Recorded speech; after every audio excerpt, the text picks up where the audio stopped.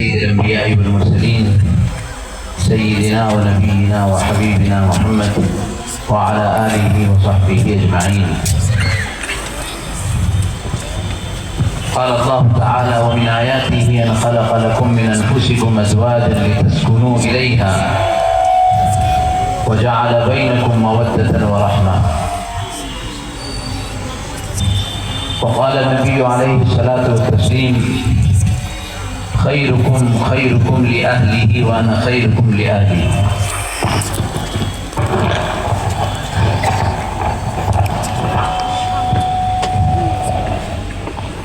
صدق الله العظيم وصدق رسوله النبي الكريم، ونحن على ذلك من الشاهدين والشاكرين، والحمد لله رب العالمين.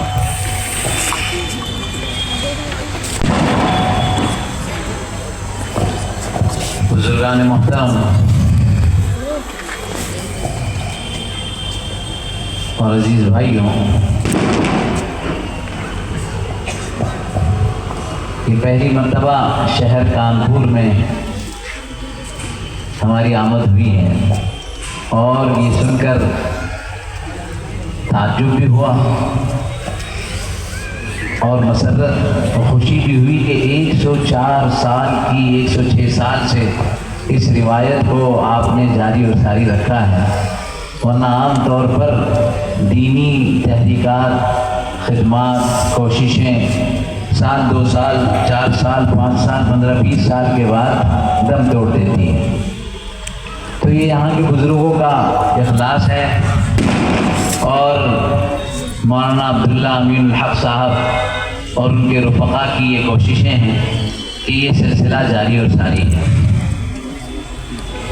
دوسری اہم بات یہ ہے کہ وقت اور زمانے کے ساتھ ساتھ ظاہر ہے کہ 106 سال قبل حالات کیا ہوں گے، ملک آزاد بھی نہیں ہوا تھا، تو اس وقت کی کیفیت اور آج کی کیفیت میں بہت بڑا فرق ہے. اور اگر اس کو حالات زمانہ اور افراد کی تبدیلی کے انداز میں سمجھا جائے تو 2000 سے پہلے کی جو پیدائشیں ہیں اور 2000 کے بعد کی جو پیدائشیں ہیں، ان کے ذہنوں میں، ان کے مزاج میں، ان کی نفسیات میں، ان کے سائیکولوجی میں بہت فرق ہے. اسی لیے آپ نے سنا ہوگا جین زی، الفا، نئے اس کی تعبیرات آ رہی ہیں. اب والد پیدائش ہے 1960 کی، 70 کی، 80 کی، اور بیٹی کی پیدائش ہے 2010 کی، 12 کی، 15 کی. والد اپنے اس ذہنی فکر کے ساتھ ہوتے ہیں اور کوئی بات سمجھانا چاہتے ہیں اور یہ بچہ دوسری فکر کا حامل ہے. بات سمجھنے سمجھانے کے اندر بہت بڑا جو ہے دوری اور ایک گیپ ہوتا ہے. تو یہ بہت اچھا کیا جمعیت علماء کانپور نے کہ اس پروگرام کی جو ایک رسمی شکل تھی، جو عام طور پر بیان ہوتا ہے اور بزرگ آتے ہیں، انشاءاللہ کل ہمارے اکابر بزرگ بھی تشریف لائیں گے، لیکن اس کے ساتھ ساتھ یہ جو نوجوان نسل ہے اور جو دور جدید کے تقاضے ہیں، جیسے اسکرین آپ کو نظر آ رہی ہے، اور دور جدید کے جو موضوعات ہیں ان موضوعات کے حوالے سے بھی کچھ تربیتی نظام رکھا ہے. ویسے یہ جو ورکشاپ ہے یہ مستقل ایک پریکٹیکل ورکشاپ ہے جو ایک کلوز ہال میں ہوتا ہے، یعنی ایک ڈور کلوز ہال جس کو کہتے ہیں، کالجز میں، یونیورسٹیز میں، اداروں میں ہوتے ہیں. تو یہ پہلی مرتبہ ایسا موقع ہے کہ اوپن گراؤنڈ کے اندر یہ ہے. مجھے نہیں اندازہ کہ آپ کتنا اس عنوان کی طرف فوکس کر پائیں گے، توجہ دے پائیں گے، لیکن یہ موضوع ایسا ہے جو ہر گھر کی ضرورت ہے. دا پریکٹیکل مسلم کپل، کامیاب ازدواجی زندگی.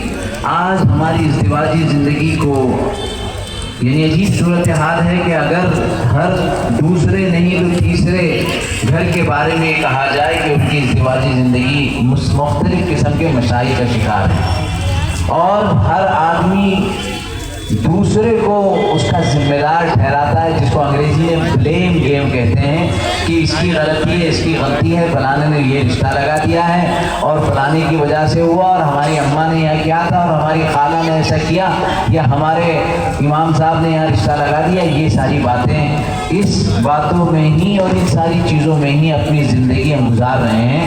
اگر ہم انہی مسائل کو قرآن اور حدیث کے حوالے سے تلاش کریں اور اپنی زندگی کے معاملات پر اس کو امپلیمنٹ کریں، اس کو جاری اور نافذ کریں، تو یقین کریں وہ گھر جو جہنم بن چکے ہیں، جن میں 10 سال ہو گئے، ایسے مکانات بھی ہیں کہ 17 سال ہو چکے ہیں، اب تو 2 سال پہلے کی بات ہے، 19 سال ہو چکے ہیں کہ میاں بیوی زوجین آپس میں بات نہیں کرتے ہیں۔ اگر شوہر کو کچھ بات کہنی ہے تو وہ بچوں کو کہتا ہے کہ اماں کو ایسا کہو، بیوی کو کہنی ہے تو وہ بچوں کو کہتی ہے کہ ابو کو ایسے کہو، اور اس طرح زندگی گزاری جا رہی ہے۔ تو ہمارے یہاں ہمارا ایک ادارہ ہے فیملی فرسٹ گائیڈنس سینٹر۔ آپ یوٹیوب پہ چلے جائیں، گوگل پر چلے جائیں، انسٹاگرام پر چلے جائیں، فیس بک پر چلے جائیں، کیونکہ یہ وہ ایریاز ہیں، ہمارا مخاطب اور ہمارا ٹارگیٹ آڈینس جو ہے وہ نوجوان ہیں جن کے ابھی نکاح نہیں ہوئے ہیں یا ابھی قریب ہوئے ہیں۔ اب بزرگوں نے تو یہ ہے کہ اس موضوع کو دیکھنا ہے اور کیسے اپنے نوجوان بچوں تک اس بات کو پہنچانا ہے، اس کے لیے آپ بھی اس سے استفادہ کر سکیں گے۔ تو بہرحال یہ ٹارگیٹ آڈینس جو نوجوان ہیں، یہ انسٹاگرام سے، فیس بک سے، ٹویٹر سے، گوگل سرچ سے، یوٹیوب سے بہت زیادہ انسپائر ہے، بہت زیادہ اس سے اپنی باتوں کو معلوم کر رہا ہے۔ حالانکہ حقیقی صورتحال یہ ہے کہ ظاہر ہے کہ گوگل مفتی اور چیٹ جی پی ٹی مفتی سے جو مسائل پوچھے جا رہے ہیں، خود ابھی بہت قریب میں اس کا فتویٰ آیا ہے کہ آپ اپنے مقامی مفتی، اپنے مولانا حضرت مولانا عبداللہ امین الحق صاحب ہی کو وہ مقام دے، یہاں وہاں سے دوسری جگہ سے یہ فتاوے لینا۔ میں ہمیشہ کہتا ہوں کہ اگر آپ یوٹیوب پر جائیں، گوگل سے پوچھیں کہ ہارٹ کا آپریشن کیسے ہوتا ہے، تو وہ اس کا پورا طریقہ آپ کو بہت ڈیٹیل کے اندر بتا دے گا۔ ہارٹ کی بیماریاں ہیں تو اس کے لیے دوا کیا ہونی چاہیے، بہت آسانی سے وہ آپ کو بتا دے گا۔ کیا اس کے بعد بھی ہم ہارٹ کی بیماریوں کی دوائیں وہاں سے لیتے ہیں؟ نہیں، ہم کنسلٹ کرتے ہیں۔ تو اسی طرح ہمیں گوگل مفتی کو بس پشت رکھنا چاہیے اور ہمارے مفتیان سے ان مسائل کو پوچھنا چاہیے۔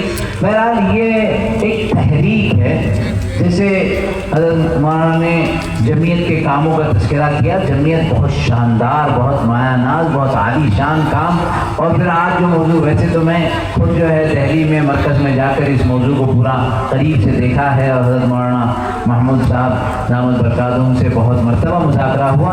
اس مذاکرے کے ضمن میں یہ بات ہے کہ اصلاح معاشرہ کی جو پروگرامز ہوتے ہیں ہمارے یہاں، بیانات ہوتے ہیں، بیان بہت اہتمام سے ہمارے لوگ سنتے ہیں، لیکن عملی طور پر اس بیان کو اپنی زندگی میں جاری اور نافذ نہیں کرتے۔ اس کی وجہ کیا ہے؟ اس وجہ پر، اس علت پر، اس ریزن پر، اس بات پر ہم سب کو غور کرنا چاہیے۔ بمبئی میں اس میں ایک سروے ہوا اس سلسلے میں کہ لوگ جو بیانات سنتے ہیں پھر اس پر عمل کیوں نہیں کرتے۔ تو مسجد کے باہر کچھ لوگ سروے کارڈ لے کر کھڑے ہو گئے کہ آج امام صاحب نے جمعہ میں کیا بیان کیا۔ تو خیر سروے میں آپ جانتے ہیں کہ ہر آدمی اپنے اپنے انداز میں مختلف باتیں کہتا ہے۔ اکثر لوگوں نے یہ کہا کہ اللہ رسول کی بات کہی۔ اچھا ٹھیک ہے، پچھلے ہفتے کیا بیان ہوا تھا؟ کہ اللہ رسول کی بات ہوئی تھی۔ تو اس سے پہلے ہفتے میں کیا ہوا تھا؟ کہ اللہ رسول کی بات ہوئی تھی۔ اللہ رسول کی بات میں بات کیا ہوئی ہے کہ وہ ہمیں یاد نہیں، ہمیں پتہ نہیں ہے کہ کیا بات ہوئی۔ ایک تو یہ مجمع ہے جن کی اکثریت یہ ہے۔ تو ہمیں کوئی چیز، میں کچھ ٹیک اوے، کچھ چیزیں آپ کو ساتھ دوں گا قرآن کی تعبیرات میں جو آپ کے ذہن نشین رہیں۔ تو اصلاح معاشرہ کا ایک بہت اہم ترین باب ہے زوجین کی اجتماعی زندگی، ازدواجی زندگی، وہ کیسے بہتر اور کامیاب ہو۔ اور ظاہر ہے کہ ہمارے یہاں شادی کا جو تصور ہے، یہاں بہت سے نوجوان بیٹھے ہیں کہ شادی کرنی ہے تو جو تیاریاں ہوتی ہے شادی کی مناسبت سے، آپ دیکھ لیں مور دین 90%، 90% سے زیادہ جو تیاریاں ہیں وہ تیاریاں شادی کے دن کے لیے، دا ڈے آف ویڈنگ، کہ کھانا کیا کھلانا ہے، ہال کیسا ہونا چاہیے، دلہا دلہن کپڑے کیا پہنیں گے، کن کن جو ہے لوگوں کو دعوت دی جائے گی، ڈشز کھانے کیا کیا رکھے جائیں گے، وغیرہ وغیرہ، جو ایک ایک دن میں یہ سلسلہ پورا ختم ہو جاتا ہے. اس کے بعد کیا مراحل ہیں، کیا کیا امور ہیں، ازدواجی زندگی کے معاملات کیا ہیں،